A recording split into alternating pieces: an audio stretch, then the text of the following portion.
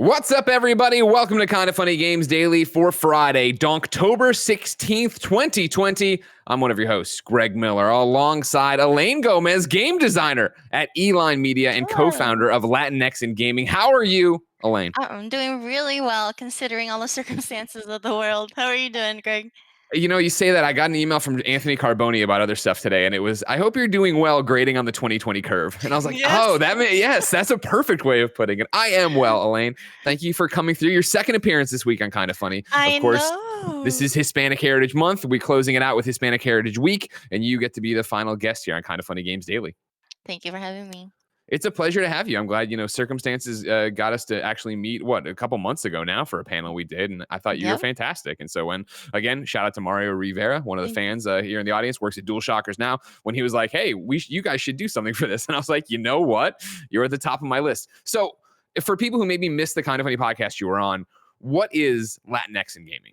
So Latinx in Gaming is very most recently a nonprofit organization. We are filed as a 501c3.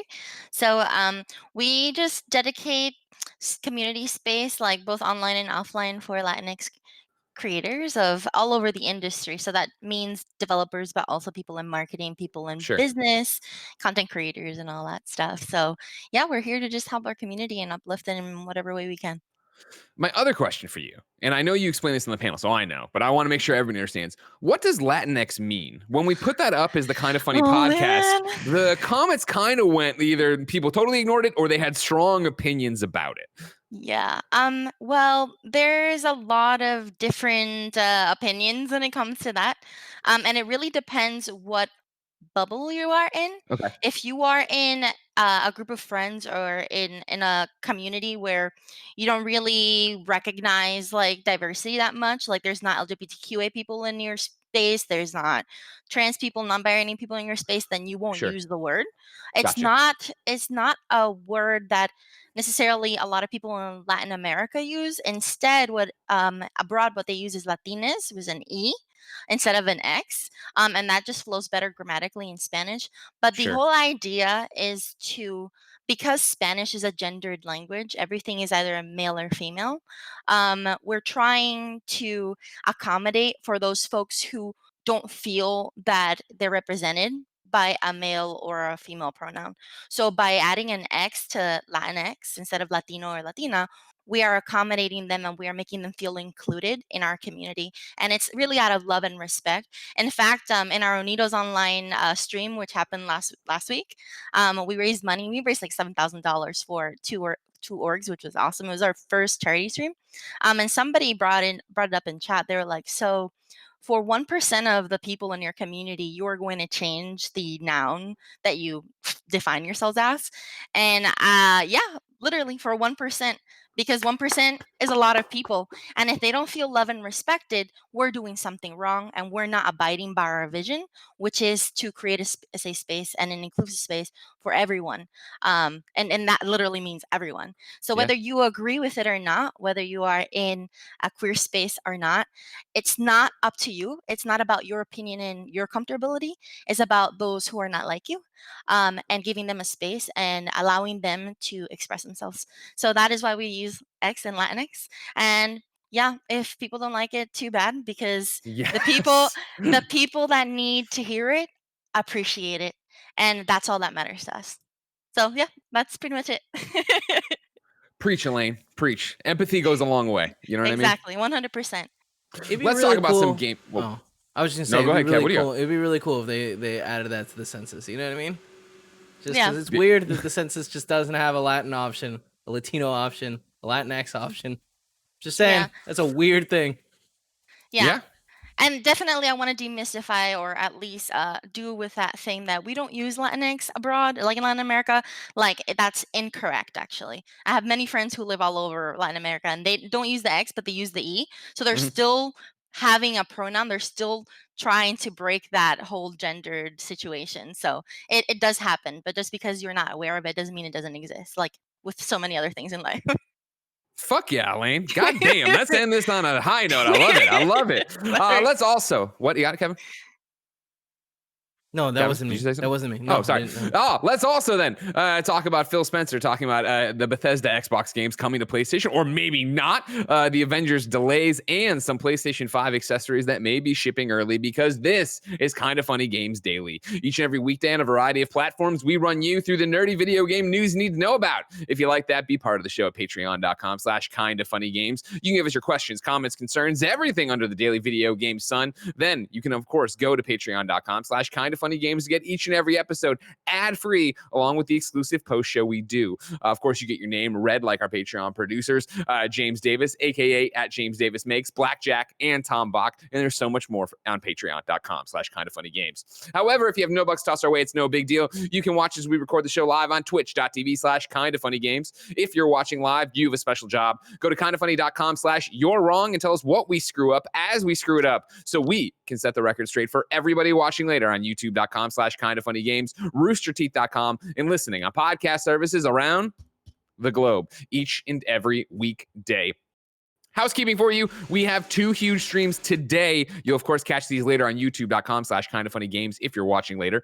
Right after this episode of Kinda Funny Games Daily, Gary and I are debuting Vice President Joe Biden's Island in Animal Crossing. I don't know how that happened either, but we're doing it. Twitch.tv/kindafunnygames right after. That's the official reveal. We'll be going to the Biden Island. We will be giving out the dream code at the end, so you can go as well. After that, Blessing and I are going to try out Ghost of Tsushima Legends for a few hours and hang out. Then tomorrow, Donktober continues. It'll be Blessing and Barrett playing Donkey Kong 64 at noon Pacific time. Twitch.tv/kindafunnygames. Today, we're brought to you by Upstart, DoorDash, and Bespoke Post, but I'll tell you about that later. For now, let's begin the show with what is and forever will be the Roper Report. Time for some news. We got 5 items on the Roper Report. Baker's dozen. Number 1 is one that was breaking as we went live from a little boy named Stephen Totilo over at Kotaku. He has a giant interview with Phil Spencer covering all manner of Xbox Series X, the future, Game Pass, you name it. But he also talks to him about Bethesda. I'm calling this one Xbox Doesn't Need Bethesda on PlayStation. We will start in progress, then jump a bit further. During our 48-minute chat, we covered those machines, of course, the next-gen ones, and a lot more. Ballooning game file sizes, the Bethesda deal, and how Microsoft plans to enable next-gen gaming on a current-gen console. First, let's talk about Xbox Series S and X, and then they go on to talk about that. Now, joining them deeper for the Bethesda things. Of course, Steven does great work. This is a fantastic interview with Phil. You should go check it out on Kotaku. But jumping into the Bethesda stuff, it's odd to talk to a console maker about launching 2 consoles at once, but it's even stranger to be talking to them about a game company they just bought for $7.5 billion. Such are the peculiar times we live in. In September, Microsoft said it was buying ZeniMax, the parent company of Bethesda, id Software, and other top-flight studios. That makes the likes of Fallout. That make the likes of Fallout, The Elder Scrolls, and Doom. The planned purchase immediately bolstered Microsoft's roster of internal studios. The deal will cap off the company's generation-long shopping spree, an attempt to counter the reps of rival Sony and Nintendo, which have both been long regarded as having stronger internal game-making operations. The expanded roster of games also gives Microsoft a lot more content to bundle into their popular Netflix-style Game Pass subscription service and offer via xCloud. The company's game streaming service, which lets players access games remotely and play them on their phones, tablets, or their devices. Spencer had said in previous interviews that existing deals involving ZeniMax games would still be honored, suggesting something like the time-traveling game Deathloop will still come first to PS5 as previously announced. Beyond that, though, fans have been wondering whether ZeniMax games would go Xbox and PC only. In other words, they've wondered if PlayStation would stop getting Fallouts and miss out on the sequel to Skyrim. I wondered that too. Quote, is it possible to recoup a $7.5 billion investment if you don't sell Elder Scrolls 6 on PlayStation? I asked, says Steven. Yes, Spencer quickly replied. Then he paused. I don't want to be flip about that. This deal was not done to take games away from another player base like that. Nowhere in the documentation that we put together was, how do we keep other players from playing these games? We want more people to be able to play games, not fewer people to be able to go play games. But I'll also say in the model, I'm just answering directly the question that you had. When I think about where people are going to be playing the number of and the number of devices that we had, and we have xCloud and PC and Game Pass and our console base, I don't have to go ship those games on any other platform other than the platforms that we support in order to kind of make the deal work for us, whatever that means, end quote. We do know that Microsoft has made a big studio purchase and kept its new franchise multi-platform before. That's what they did with Mojang and its game Minecraft. So it wouldn't be wild to see Fallout 5 on PlayStation 5 for now, period. For now, Spencer has said the platforms for future ZeniMax games will be determined on a case-by-case basis. And even if they make the games multi-platform, Spencer's team can still boast an advantage. ZeniMax games could be sold at full price on PlayStation, but offered at a large discount on the Xbox platform as part of the $10 a month Game Pass subscription, a killer deal that already grants players launch day access to every new Microsoft-published game.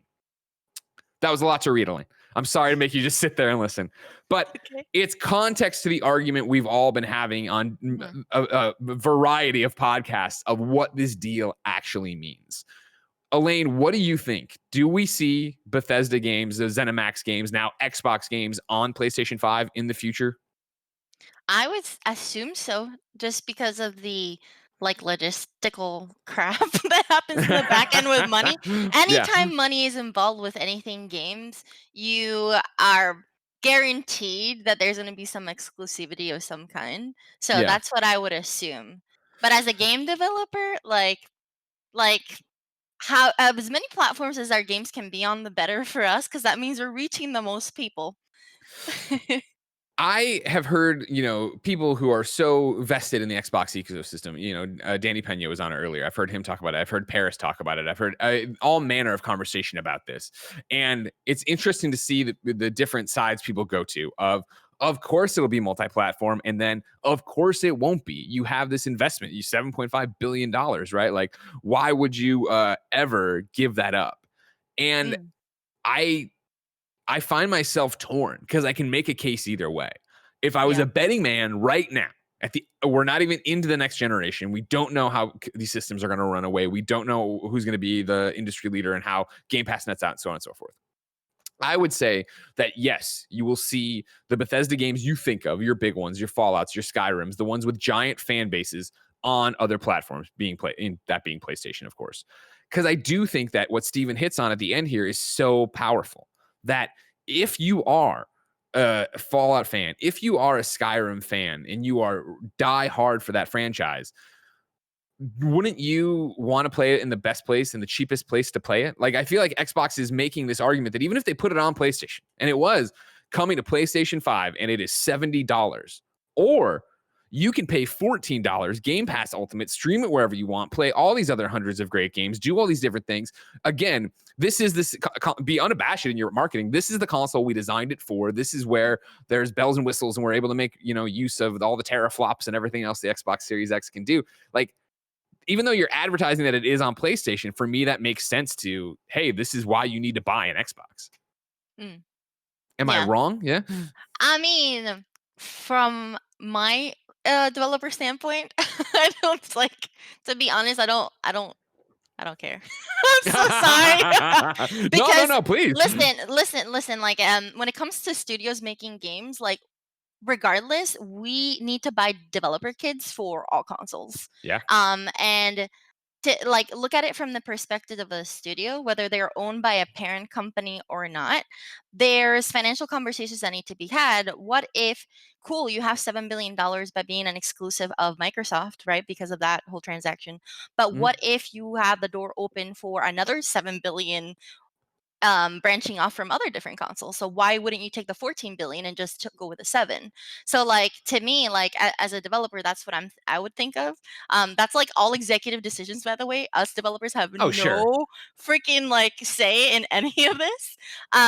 But I could definitely say, from the developer perspective, having franchises that have already been established, like Skyrim, and having the ability to understand how they work in different consoles, and then or even PC, and porting that stuff to a very specific console that has very specific hardware and perhaps very specific requirements, that's definitely going to be a challenge for a lot of studios. And that happened with the PS3, actually, that I recently found out, that the PS3, the architecture was so difficult The that cell it processor, was man, it was terrible. exactly. It was so difficult that like games like they had really tough times studios making games for the PS3, which is now what makes sense that we can have backwards compatibility specifically with PS3 because it was Mhm. a freaking nightmare to deal with on the back end. So I I mean, Bethesda's a wonder, great example of that. If you remember, yes. Skyrim, right, was incredibly broken. The longer you played, the way that game at launch compiled information eventually made it unplayable and dropped the frame rate. And it took them forever to fix that. That wasn't a quick fix, but it It's was what not. you're talking about of Mhm. working with different architectures and trying to figure all this out.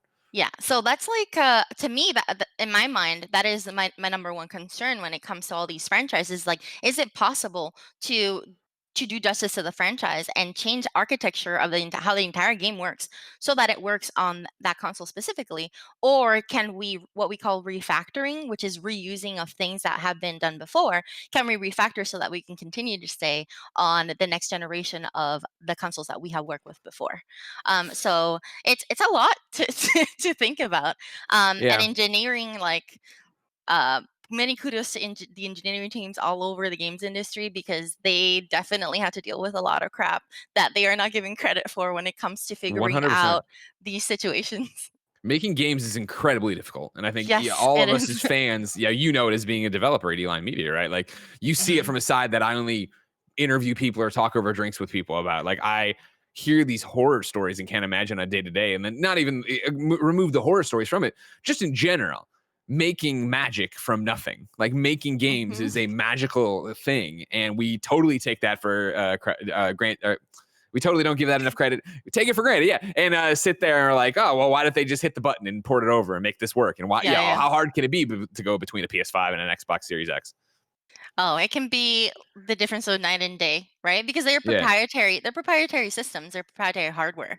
So when it comes to, let's say, a particular game that it has only been exclusive on a console forever, and all of a sudden they're gonna make a shift, or they have never had the architecture to deal with making the shift, that is months and months and months of work trying to figure that out. And optimizing things just for the sake of that specific console. So that means taking engineering man hours or women hours because there's sure, women sure, sure. engineers, but taking all that time literally just to focus on making sure that the game runs on the dev kit so that it can be ported properly, and that takes away from actual gameplay balancing and all that stuff. So it's like one of these things where it's like a double-edged sword because like you invest time into making sure that this thing's working properly, at the same time you are losing time to fix those enemy encounters that seem like too hard or too easy, things that are bugged out, like faces that are missing, heads that are missing, like all those things. Like sometimes have to take priority over the other, right? So as a Yeah. developer, that's what I would be most concerned about is like, can this be possible and can this be well done in a way that doesn't make the community upset and angry because the game is not up to their expectation, you and know? and that's why I think he talks about being case by case, and I do agree that's how it'll be. My thought process on it is that and it might actually work the opposite, I think, of how most people would think about it. But your giant games, your Skyrim, your Fallout, right? These are the games you make multi-platform, that you put that work into, that you try to make sure the millions of people who want to play it are going to be able to play it. But your smaller stuff, right? If you're going to make Dishonored, if you're going to do something more with that, if you're going to make another Prey, if you're going to do something that has a fan base, just doesn't have an enormous fan base, take that and keep that to Xbox. That way it's like, hey, we're bringing you in. And again, it's, I think especially with xCloud, Game Pass Ultimate for $15 is a steal. Because even if you're the most diehard, you love platinums, you're all over it. But Prey 2, the real Prey 2 this time, is exclusive to Xbox. Pay the $15, hook up a controller to your tablet, your PC, whatever it's going to be, and play it there. And then hopefully you get tricked. Not tricked, I shouldn't say, but you see the value of it, right? Like, because that's the whole Yeah. thing, is it's trying to get you through the door to then be like, hey, look how great it is in here. Yeah, absolutely. When it comes to that too, because I always think about the player experience, and that's one of the things that I'm passionate about. It's like, how is the player going to react to decisions that we're making on the back end? Like Yeah. to me, it sounds smart and it makes sense to have smaller titles be exclusive and then bigger titles be multi-platform because it depends on the fan base, right? If I'm gating the access of, I don't know, 5 million, 10 million players to a specific console that they don't have, is it okay to force them to purchase a hardware that may not be able to afford? Um, do I force them to, I don't know, like all the hours that they have invested into the game in another console, do I force them to just cold turkey quit it and then start all over again? Yeah. There are those conversations too that need to be had, and that I would be super concerned if I was a designer, because that wouldn't be fair. Like, putting myself in the shoes of a player, like if I have invested hundreds and hundreds of hours in a game and all of a sudden I'm told, hey, we're migrating the entire title to this other console and then I don't have it, am I actually going to go out there and buy it, or am I just going to find another franchise to enjoy on the console that I already have, or the Yeah. system that I already have? So there's a lot of like logistical and like ethics issues when it comes to that decision, and it's not an easy decision to make. And I think that's why so many people have so many opinions about it, because it really is a multi-layered situation. 100%. And yeah, I think it is so case by case. And I think that I mean, it's so it'd be so easy for Phil and Xbox to make a call right now. But as we all know, in 1 year, the industry will not be how it is right now. In 6 months, Right. the industry will not be how it is right now. And so Right. why try to make that call when paint yourself into a corner? So there's always hats off to him for being so transparent on the whole issue. Now, speaking of transparency, I am going to break my own heart. Number 2 on the Roper Report, Avengers has delayed its next-gen upgrades and its Kate Bishop DLC. Scott Amos over at Crystal Dynamics put up a big old state of play that covers a lot of stuff, but for the bullet points people probably care the most about, we'll start there. We know fans are hungry for new content, but delivering a fun experience is our priority. With this in mind, we've decided to push Kate Bishop's Operation launch back a bit, out of October. We're sorry for this slight delay, but we are dedicated as a team to quality first. We've also made the decision to shift our PlayStation 5 and Xbox Series X/S launch to next year to ensure that we give our team the time to deliver a next-gen experience showcasing all that this game is meant to be. More details to come. Silver lining. Until then, however, you'll be able to continue playing current gen Marvel's Avengers game on the next gen platforms to take advantage of their powerful hardware, be it via inserting a physical disc or re-downloading the game. Two of the most obvious benefits of this are improved frame rates and faster loading times. In addition, players who make the jump to PlayStation 5 or Xbox Series X/S will still be able to play co-op with their friends on PlayStation 4 and Xbox One, respectively, as we carry over their existing save games and forward to the next generation consoles. So, kind of to what you were talking about, Elaine. You were talking about fan bases and movie consoles, but in general, like that was such a. I've been waiting for the other shoe to drop with all the other stuff that's been happening with Avengers. Like, are they really going to have next gen ready to go? I didn't see Kate Bishop getting delayed. Are they going to have next gen ready to go? Well, saves work. They are again assuring us they will for backwards compatibility. That's great. More bullet points that are more positive, though. As mega Marvel fans ourselves, we can't wait to reveal more about the iconic superheroes, supervillains, and settings on the roster these coming months, starting with our next Marvel's Avengers War Table in November. So there's finally confirmation of another big video they're doing. They went on to note, or actually before anything I've talked about it, noted they're still working on the ping system, campaign replays, etc. Mega Hives are going to be getting multiplayer. Omega level threats are coming, and it looks like the cloning lab is one of those, and it looks like it's available for this weekend actually, because it's going to be weekend content. But I didn't get a chance to sign on and say that. More from them. As a sign of our appreciation for being with us from the start of this journey, beginning at 10 a.m. on October 22nd, players will receive a digital thank you bundle, which includes 1,500 credits, 7,000 units, 250 upgrade modules, 20 DNA keys, a Sarah Garza-inspired nameplate, because seriously, you're the best. This bundle will be available until November 5th. Elaine, do you give a shit about Avengers? Well, did you know I used to be an intern at Marvel? I did not know you used to be in it. And when was Yes. this? This was my senior year in college in 2013, and I used to be a digital media intern. So, because I was an IT, an information technology bachelor's degree, I wanted to do something in technology base. So, digital media had to do with all the like database stuff for the comics on the website. So Sure. I would every week I would update all the comics that were going to come out for each day and all that stuff. That was my internship. And if you go to the archives of the podcast or Marvel back in 2013, like spring of 2013.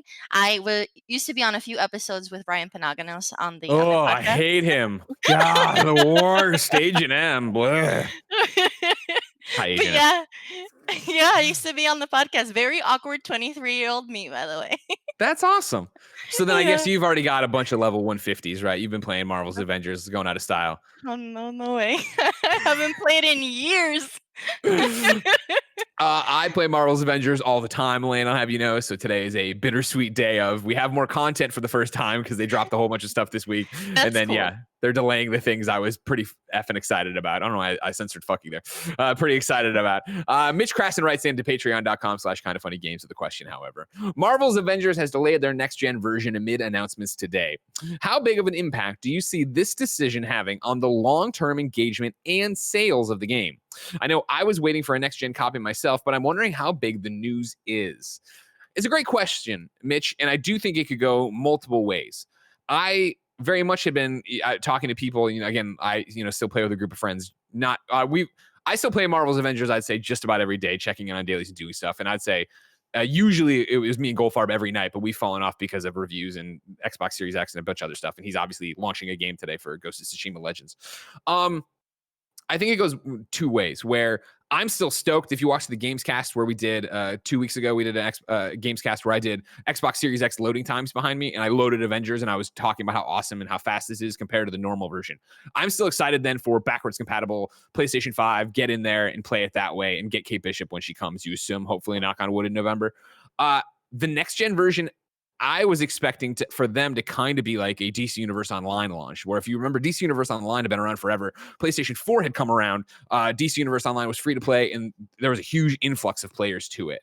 I could have seen that happening a bit with Marvel's Avengers, but I think based on even what you're reading, you just heard me read about here and how it's been a struggle, as we've talked about, dwindling player bases and stuff like that.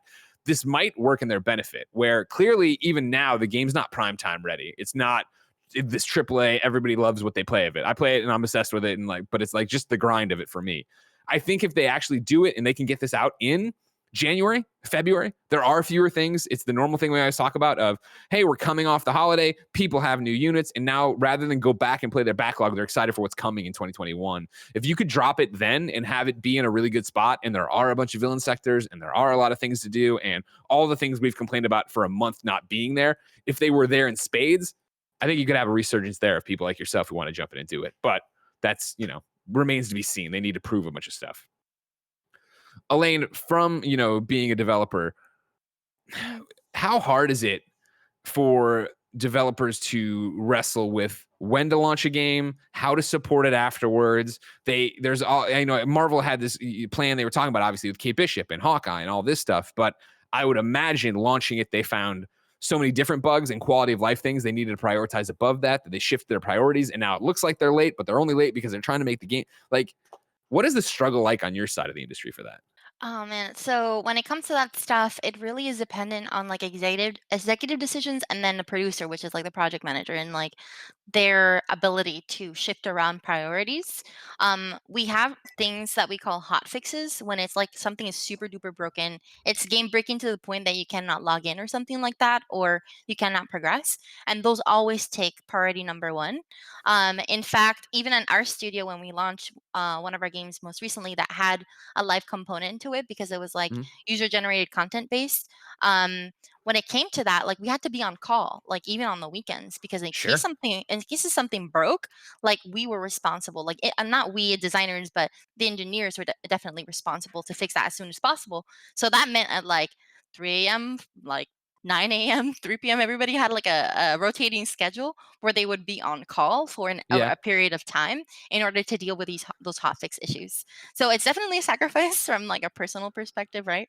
But it's with an understanding that it's only a short period of time where you release the game and those hot fixes need to be made, because usually it's stable enough where that won't happen. But when it comes to prioritizing like live updates like that, like adding new characters, perhaps new abilities, adding to content that you didn't have before, there's definitely a difference between that free update that you get and then what we call that premium download, the DLC that you have to pay for. Yeah. So there's like all those decisions are not made by us. We can definitely like suggest and add considerations to those decisions. But it all comes down to the executives and the leads and what they think it's best to what direction they think it's best to drive the game to, and then we just do as we're told, really, when it comes to that. But I prefer the free updates. I love giving the player more content so that the game continues to live. Sure. We can continue to balance and make the game better. But I definitely have my reserved opinions about premium content. Sometimes I just think it's not fair to add like a financial burden to the player to enjoy content. So I don't know. There's like definitely everybody has different opinions when it comes to that stuff. But live updates for sure. There is like a timeline that we go through in development, where it's not that all of a sudden when we release the game it's like, oh yeah, wouldn't it be awesome if we have a free update in DLC? Like, let's just like pull it out of our ass and bring it to the community. Like, that doesn't happen. Usually it's in tandem with the release of the game, so that's even more burdensome on the developers, because it's almost like we are doing two timelines of the project at once so that they can be released when they're supposed to be released. And then you get the issues of these hot fixes and all this stuff, and then things get changed and everybody gets fucking angry, and then there's nothing you can do about it because we're just being told what to do as shit comes up. So Yeah. it's hard making games. Yeah. Like you Long story said. short, TLDR, it's hard making games. Yeah. It's It's really, gonna really be. difficult. I'm fascinated to see how Avengers plays out, because I do think, there's been so many articles and updates on what the player base looks like based on, Steam figures and stuff like that. And obviously PlayStation had Spider-Man, so maybe that's where they all went. But there's been a significant drop off. And so the dropping of Substation Zero, and then this week Cloning Lab adding in the Tachyon missions and stuff. Like, I'm interested in that, but that's because I was already grinding on it. And how long will that keep me around? And I think Kate Bishop getting pushed back is honestly a bigger deal than the next gen version getting pushed back, because I think so many people already have the sunk cost into Avengers that they probably are looking forward to new heroes and new story missions dropping in that way. And how do you balance that? And what is it? And what does the success look like? And, obviously you're in a partnership with Marvel Games. Bill Roseman, incredibly smart man who makes the decisions over there. You assume he understands how long a games as service takes to find its legs, but are they in a place he's happy with it? Who knows? A bunch of different stuff. Right, absolutely. But on that track, number 3, NPD for September has been released. This is Darryn Bonthuys over at GameSpot. The top-selling game of the month was Marvel's Avengers from publisher Square Enix and developer Crystal Dynamics. Launch month dollar sales of Marvel's Avengers were the second highest for any superhero game in U.S. history, right behind Marvel's Spider-Man. Marvel's Avengers is so far the 7th best-selling game of 2020, although it has experienced a significant drop-off in audience numbers since launch, which Square Enix is confident will be reversed with new patches in DLC. But it's all delayed. Womp womp. Super Mario 3D All-Stars took the second spot in its launch month physical dollar sales rank as the 6th biggest for Nintendo in U.S. history. The game currently trails behind Super Smash Bros. Ultimate, Super Smash Bros. Brawl, Animal Crossing New Horizons, The Legend of Zelda Breath of the Wild, and Pokemon Stadium in physical launch month dollar sales. Tony Hawk's Pro Skater 1+2 HD Remix Remastered whatever was September's 4th best-selling game and went on to surpass the launch month dollar sale of any title in the history of the Tony Hawk franchise, a record which had been held since 2004 Tony Hawk Underground 2. So your top 10 listed out look like this for September 2020 NPD software sales. Marvel's Avengers, number 1. Number 2, Super Mario 3D All-Stars. Number 3, Madden NFL 21. Number 4, Tony Hawk's Pro Skater 1+2. Number 5, NBA 2K21. Number 6, Call of Duty Modern Warfare. Number 7, Crusader Kings 3. Number 8, Animal Crossing New Horizons. Number 9, Star Wars Squadrons. Number 10, Mario Kart 8 Deluxe. And then, just to get him in there, number 11, Crash Bandicoot 4 It's About Time. And number 12, Ghost of Tsushima hanging on there. And then best-selling, to update your best-selling games year to date, number 1, Call of Duty Modern Warfare. Number 2, Animal Crossing New Horizons. Number 3, The Last of Us Part 2. Number 4, Madden NFL 21. Number 5, Ghost of Tsushima. Number 6, Final Fantasy VII Remake. Number 7, Marvel's Avengers. Number 8, Dragon Ball Z Kakarot. Number 9, MLB The Show 20. And then number 10, Super Mario 3D All-Stars. So good news, bad news day for Avengers. You get the crown, Elaine. You sold a bunch of copies and you were the best of September. However, most of the stuff people were looking forward to is delayed. Yeah. That kind of sucks, right? Live by the sword, die by the sword, I guess. But it's one of those things, like in games, there's so much stuff coming out that you just, Like you're in that moment. It's like Twitter exploration, the navigation is just like you have your top 10 things in this hour, and then 5 hours later something completely All gone. different. You just need to deal with the fact that this is how life is now. Things last for a few minutes and then everything is gone. That's fine when you're Ghost of Tsushima, great, but when you're this game that's supposed to be like multiple years of people playing the Avengers, we'll see how that nets out. In more uplifting news overall, though, number 4, PlayStation 5 accessories might be shipping early. This is Jeremy Winslow at GameSpot. Some PlayStation 5 buyers may soon open their doors to an unexpected surprise: a pre-ordered accessory absent from the next-gen system. Sony's website currently indicates that it plans to ship certain PlayStation 5 accessories early, dating them for October 30th. According to the PlayStation website, the DualSense controller, HD camera, media remote, DualSense charging station, and Pulse 3D wireless headset all release October 30th. This is 2 weeks before the PlayStation 5 launches on October 12th. A Twitter user named Mike W. screenshotted an email from PlayStation. The email said the company is excited to ship accessories early. It's unclear what accessories Mike will receive in the coming weeks, as the email simply says PS5 digital. Some retailers like Target also confirmed the October 30th release date. Other stores such as Best Buy and Walmart still display a October 12th launch for accessories. Kinda Funny's own Barrett Courtney got one of these emails. He slacked me today to say, I went to the PlayStation site to look at what I pre-ordered, and it says I'm getting the extra controller I ordered and the charging station early. The email is unclear, but the site itself will tell you what stuff you're getting. So I guess go check out your PlayStation site if you did that. That's exciting. It reminds me of Tim's story of when he got, I think it was the GameCube, right? And he got the controller early and just sat there holding the controller, dreaming about playing Smash Brothers. Sounds about right for this. Why did I go with Best Buy? You know what I mean? Why did I go with Best Buy? You want to sit there with the controller? You'll still get it early. Shut up, Greg. I didn't expect that from you. All right. Elaine, where's your excitement for PlayStation 5, Xbox Series X, the next generation? I'm excited for both, and in fact, as a good developer that I am going to buy both the Xbox and the PS5. Look at you. Well, there's no console war in Elaine's house. No, there is none, and the reason why is because I enjoy playing all different types of games, because to me, the more games that I play, the better designer I become, because I get to understand different studios and different designers' viewpoints and perspectives when it comes to things, and that's data that I need to gather. Totally. So yeah, like imagine a designer who doesn't own either and only plays stuff on Steam. Like they're really like closing the doors on so many games that they could potentially get inspired by. 100%. Yeah, it's a great outlook to have. I think that's a key, right? And I know how hard that is. So that's always the thing when I talk to these developers who are heads down on their game. It is that you work on it all day long. You come home, maybe work a little bit. You try to get dinner. You try to have some kind of fun, and you go to bed. And so it's always that thing when I talk to somebody in that final run up to their game, they're like, I haven't played anything in 6 months other than the game. It is so true. It is really, really true. And because imagine like you work like all day on the computer on your game, and sometimes you have to work more hours than you should. And then when you come home, like the last thing that you want to do is stare at a screen again.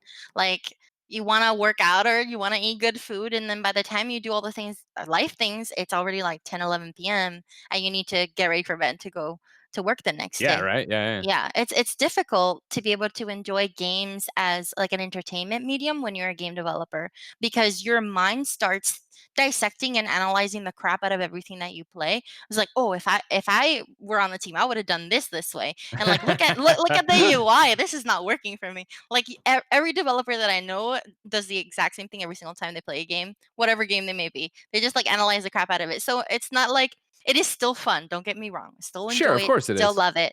But it becomes like almost homework sometimes, because you're trying to like get inspired and figure out what you can do then in your own professional career or in your indie games that you make on your own, what you can adapt from like all these new fresh things that are happening, what you can add to your own design perspective or whatever. So yeah, it's like extra homework sometimes. And sometimes I don't want to play games. Like I just want to read a book. And see the Matrix. Yeah. What can you still have? That's always the problem with turning your hobby and your passion into your career. Exactly. Right? Exactly. Yeah. Number 5 on the Roper Report, and to close out this week's news, Analogue is making a new TurboGrafx and PC Engine console. This is Zack Zwiezen. Dang it. And I put down Zach's thing. I think he's IGN. Kevin, can you Google? I can't remember if it's IGN or GameSpot I got this one from. Analogue is well known for creating some incredible high-end, high-definition retro consoles based on classic machines like the Sega Genesis and Super Nintendo. The company's latest focus is NEC systems like the TurboGrafx 16 and PC Engine, announcing today the new Analogue Duo. It will be out next year for $200, and like previous Analogue consoles, quantities will be limited. Like Analogue's other HD retro consoles, the newly announced Duo series does not use software emulation and instead utilizes an FPGA or field programmable gate array chip. What do you got for me, Kev? To simulate the original game systems at a hard. That looks amazing. No, there it goes. Why do you do this? Kotaku, what is this bit? Kotaku. It's Kotaku. Oh, I was way off. Thank you. Yeah. Thank you. No Thank worries. you. Yeah. Sorry, that was Buffalo It was Blast. Buffalo My bad. Blast. No, I know Sorry. the Buffalo Blast. I don't know why you still have those up from when I talked about them. You know what? I don't want to know. This means you can skip all the headaches and inaccuracies of software emulation, as the FPGA chip found in each analog device, including the Duo, is basically recreating perfectly the original console's innards, just in a tiny digital form. The chip is also versatile, which is why the Duo can play multiple NEC systems games. According to the company, the Duo can play TurboGrafx 16, PC Engine, Super Graphics, TurboGrafx CD, PC Engine CD-ROM, and Super Arcade CD-ROM games. The Duo supports both cartridge slots both a cartridge slot and a CD-ROM drive, allowing you to play all your classic NEC games, regardless of whether they come on a cart or CD. It also supports a controller port, letting owners use original controllers and accessories with the Duo, but it also supports more modern Bluetooth and USB controllers. The Duo uses HDMI, allowing it to output 1080p visuals. Because of how the FPGA chip works and how powerful it is, the picture quality is sharp, clear, and accurate. Elaine, I have no love in me for the TurboGrafx. It was one of those things, I think Mike Boylan's brother had it because he had a part-time job or whatever, and I saw Bonk a few times or whatever, and I was like, cool, but like, go get him, I guess, Jared Petty fans, you know? Yeah, I actually have a TurboGrafx 16, but that's because I like to collect old school stuff just to have it. I never played anything on it yet, so that's shame on me for being a poser. So wait, you just collect all the old stuff and you don't play it? No, I just like to have it just for displaying purposes. Like, Oh my God, that's awesome. Game console preserving history type of stuff. Sure. So like that's why I collect them. So I have like all the PlayStations, I have Xbox, I have TurboGrafx, GameCube, NES. I have 2 Nintendo 64s. Because one is like the transparent pink, and the other one's like the gray one, the basic one. Yeah, exactly the one you every day. Yeah. So like it's cool. I like the idea that they're offering something like this because it really allows for new generations to play old stuff. And it's good for us developers too, because sometimes you want to go back and play some things that could be references to the game that you're making. And this week, actually, I found out that there is an organization. I forgot what their name was, but pretty much they're like a video game preservation, like history organization. They're a nonprofit. And they are actually they're doing this whole initiative where they're collecting all the source code from old school games so that developers can have access to it. And we can go in the back end and see how they made the game, which is pretty neat stuff. So all of that I'm totally up for. It's really good for us. Yeah, well, of course, it's nice to keep our history. And I know, it was very sad out here in the Bay Area. The Museum of Art and Digital Entertainment, they had opened up in Oakland. They had a giant space. Danny O'Dwyer had done a bunch of stuff with them in NoClip, and because of COVID, they closed down the physical location. But it was this idea of bringing everything into one spot and having it there, ready to be protected, played, and seen. And that is important, right, to have that. Otherwise, it's just going to be YouTube videos of what things used to be at best, maybe not even around. And that'll never be the same as holding those original controllers or holding those original pieces of plastic. Right, 100%. You know what else is cool? I don't know if you said something. I don't even know if you said, did we say something? Yeah, it was cool and holding it. Sure. Video games are cool, Kevin, but so are our sponsors. Remember, you can go to patreon.com/kindoffunnygames, get the show ad-free along with the exclusive post show we do. But speaking of those ads, let me tell you about our sponsors today. We'll start with Upstart. During these economically turbulent times, everyone is looking for a way to feel more financially secure.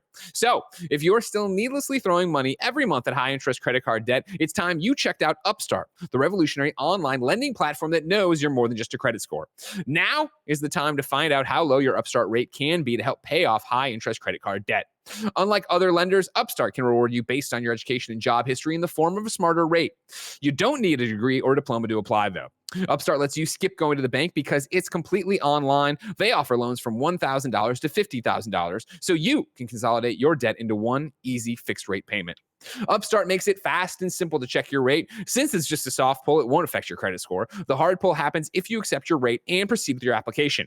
The best part, if the loan is approved and accepted, most people get their funds the very next business day. Over 400,000 people have used Upstart to pay off credit cards or meet their financial goals.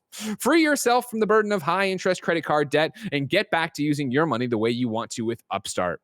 See why Upstart has a 4.9 out of 5 rating on Trustpilot, and hurry to upstart.com/kfgames to find out how low your Upstart rate can be.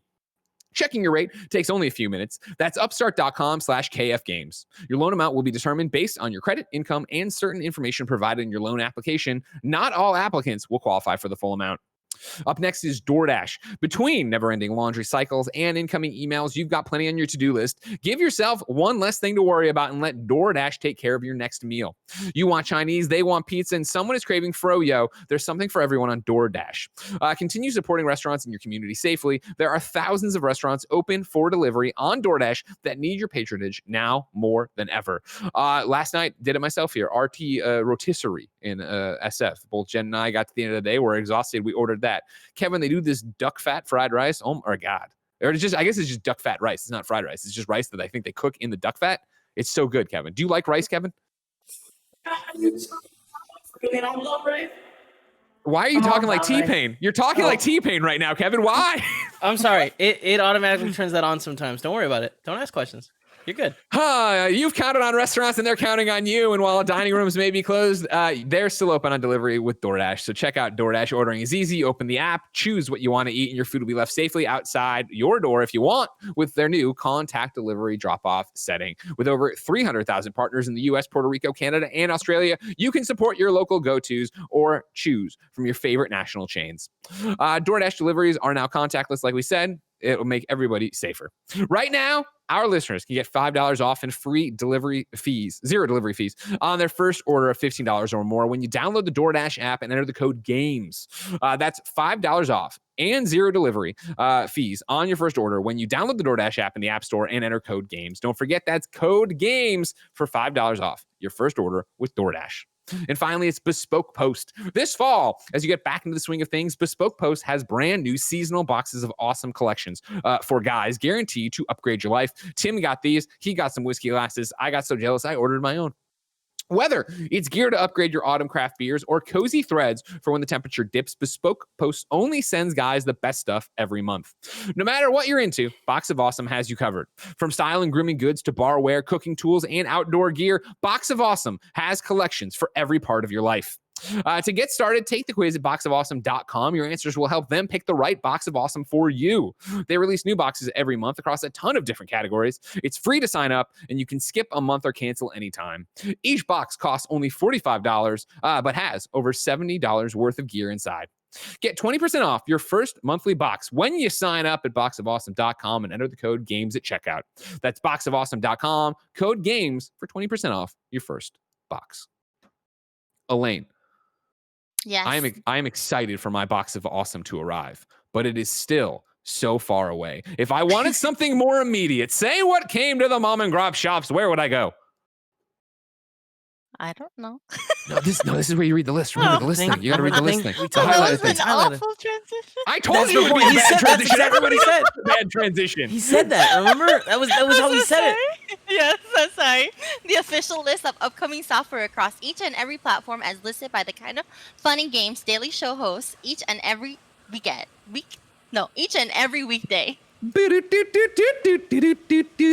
Yeah. You know, Kevin, they think I'm lying. I say it's going to be a bad transition. They don't believe me. Terrible. Oh, man. It was actually one of the good ones. Danny's liquor over. Drink. Don't challenge me with a good time. You know what I'm saying? Oh my gosh. There it is. That's it. It wasn't even a Danny shot. didn't really the number on you with that one. I mean, I just keep it here to get me through the days now. Out today, Raji and Ancient Epic on PlayStation 4, Xbox One, and PC. Ring of Pain on Switch and PC and Mac. Cloudpunk, PS4, Xbox One, and Switch. Space Crew, PS4, Xbox One, Switch, PC, and Mac. Leisure Suit, Larry, Wet Dreams, Dry Twice, PC and Mac. Cake Bash, PS4, Xbox One, PC. Tennis World Tour 2 Switch. Terror Squid, Switch and PC and Mac. Age of Empires 3 Definitive Edition, PC. The Signifier, PC. Jackbox Party Pack 7, PS4, Xbox One, Switch, PC. Monster Truck Championship, PlayStation 4 and PC. Alpaca Ball All-Stars, Switch and PC. The Enigma of the Salazar House on PC. Escape Nox Manor, PC. Dust Off Z, Switch and PC. This is the Zodiac Speaking, Switch and PC. Pro Mesa, PC and Mac. Bury the Bunny, PC. Hardcore Mecha, Switch. Burst Shooter, Switch. Castle of No Escape, Switch. Electronic Superjoy 2, Switch. Tricky Spider 2, Tricky Spider, Switch. Dead Z Meat, Switch. There's so many Switch games here. This had to have been, they must have combined Thursdays and Fridays, but it doesn't matter because I know Blessing didn't read Thursday stuff yesterday. Along the Edge, Switch. Sears Island on Switch. Dream on Switch. Roki on Switch. Shoot 1-Up DX on Switch. It's like Barbarian, but Batbarian. So it'd be Batbarian. Testament of the Primortals on Switch. And then 9 Monkeys of Shaolin available now on PC, Xbox One, PS4, and Nintendo Switch. New dates for you. Carto is coming to the Nintendo Switch, PlayStation 4, Xbox One for October 27th. Oh, Steam as well via the Humble Store. League of Legends Wild Rift is entering its first regional open beta starting October 27th. This will take place in Indonesia, Japan, Malaysia, the Philippines, Singapore, South Korea, and Thailand, and will provide players in these regions with an open invitation to experience Wild Rift. League of Legends Wild Rift will then be expanding to new markets over the next few months, with Europe, Oceania, Vietnam, and Taiwan in December. Riot is also aiming to expand to the Americas in spring 2021. Legends of the Eternal is launching October 30th on Switch, PS4, Xbox One, and PC. Goner 2 is releasing October 22nd, 2020. And then A Tale of Paper is coming out on PlayStation VR on October 21st. Whew. That's a lot, Elaine.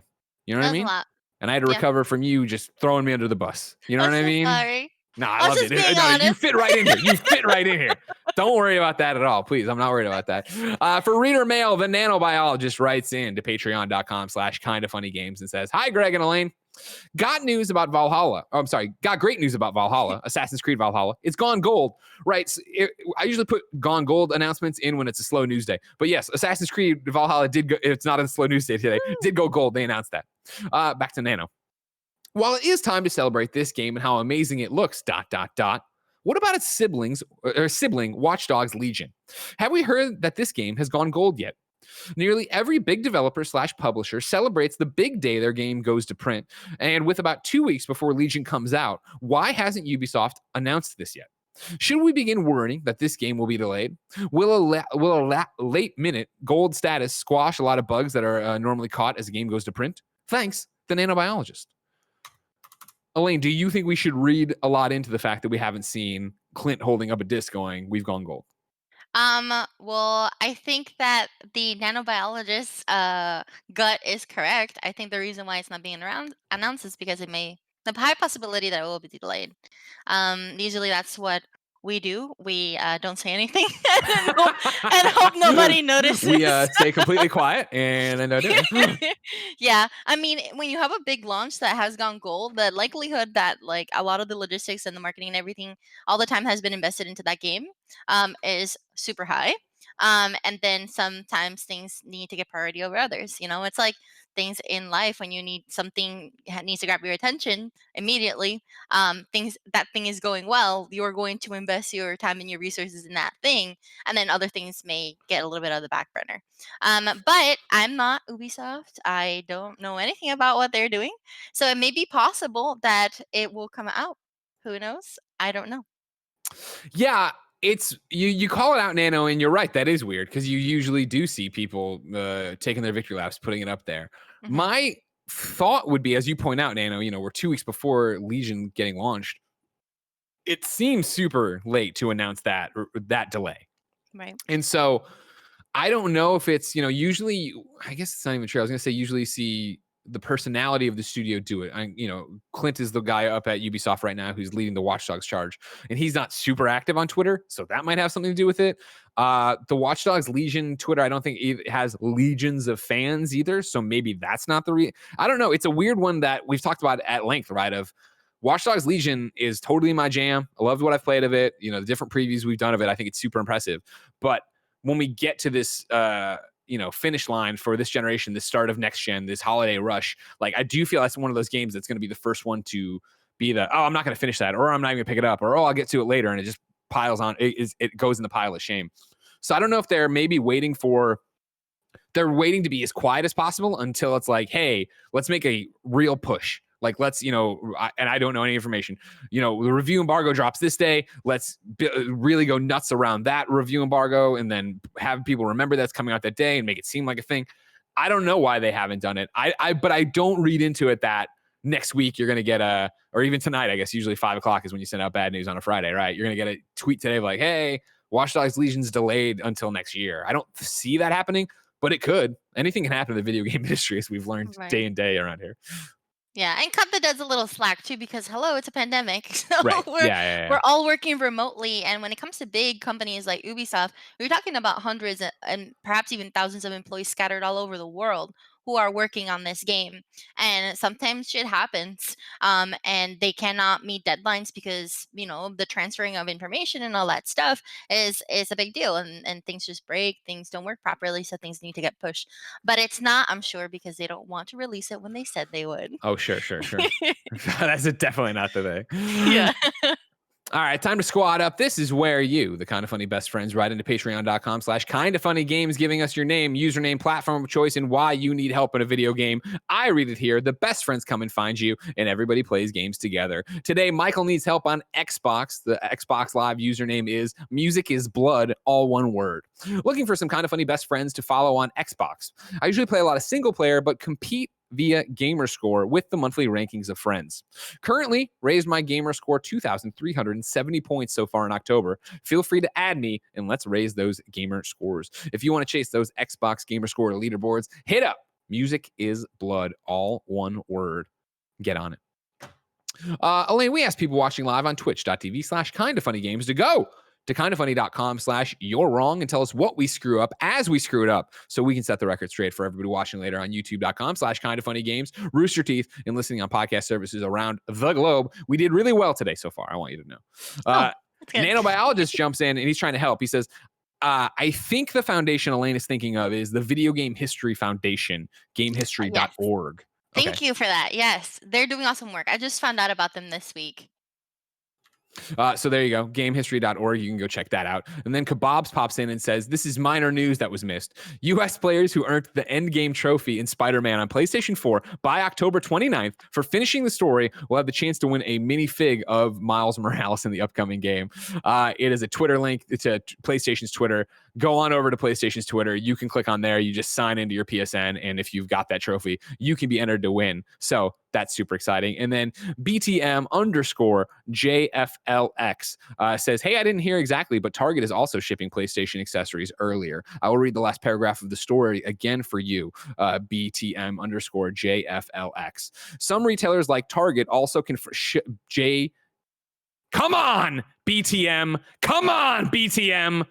Come on, dude. What are you doing? You put the show on just to stare at us? Would you like to listen to what we say? He must have us muted. It's ridiculous. It's an embarrassment to see this right now, BTM. All right. The last paragraph of the story. I want you to think about this. I just want you to, this weekend, we're all disappointed. Think about it. And it's not, we're not mad. I've raised my voice. I understand. I've had some Dominican Republic rum. All right. I'm just saying. Yeah. Think about No, we're fine. It's fine. Kevin, you joined in on me and you get a gold star for that. So there you go. Oh, thank you. The Legion of Kevin thanks you. Oh, God. Are you stealing that from Gary? No, is he a Legion? Yeah, no. Oh, nothing going. I was going to explain. If a lot of people are joining us getting ready for the Animal Crossing stream. If you didn't know, and Elaine, if you didn't know, if Kevin can get 25 gold stars in the month of October, he will get a pizza party thrown by me. So he's pretty that's so excited. nice. So he's doing right now, according to the Moobot, you have 14 gold stars. So you're on your way, Kevin. Is this counting the gold star I got on yesterday's Gamecast? Probably not, because that wasn't like broadcast. So probably somebody else has to add another one. See what I mean? Good. You know what? You get a gold star for that, reminding us of that. That's 3 gold stars added to Kevin's total right there. Ladies and gentlemen, that's Kind of Funny Games Daily for not only Friday, but Kind of Funny's Hispanic Heritage Week. Elaine, thank you once again for being a part of it and coming in and speaking so eloquently at the front about everything. Oh, you're so welcome. Thanks for having me. Where can everybody keep up with you? Twitter. Chuletastic is where I live. Yeah, that's my handle. Please don't follow me on IG. A lot of people started following me on IG after the podcast show with Andy, but like I don't accept people on there because that's for my family and my friends. So I'm so sorry. I feel so bad for rejecting people, and it's just like a slew of like 50 people. I'm just like delete, and I felt like shit for doing that. So I'm sorry if you followed me on IG and everybody do it on Twitter. That's the link we'll put in the description of the YouTube video. So go there. Please do. Ladies and gentlemen, like I said, that's the end of Kind of Funny Games Daily for this week. We will be back, remember, each and every weekday on twitch.tv/kindoffunnygames. We are live with Kind of Funny Games Daily. You can get it later on patreon.com/kindoffunnygames, ad-free, and with the exclusive post show Elaine's about to do. You're going to do it with Tim. I got to go do this Animal Crossing thing. No big deal. And then, of course, you can catch it at youtube.com/kindoffunnygames. No matter where you get the show, thank you for watching and supporting it. Please consider doing it each and every day. Next week, your hosts look like this. Monday, it will be me. Or I'm sorry, no, Monday it'll be Blessing and Tim. Tuesday it will be Imran and Fran. Wednesday it will be me and David from Upload VR, our friend. Thursday it will be Tim and Greg. Friday it will be Greg and Blessing. I am Greg. I don't know why I keep saying Greg in third person there, but that's what's happening as I read it off. Ladies and gentlemen, until next time, it's been our pleasure to serve you.